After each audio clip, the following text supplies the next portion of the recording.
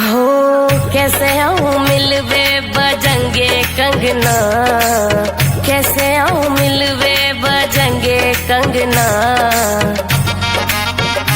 पायल की खनक से जगेंगे सजना रे, पायल की खनक से जगेंगे सजना। आवे तो आजा झूठी बात क्यों बनावे, 2 महीना से रानी अठ क्यों दिखावे। बात बनावे बैठी बैठी अंगना, बात बनावे बैठी बैठी अंगना। गोली नींद की दया सो जावे सजना रे, गोली नींद की दया सो जावे सजना।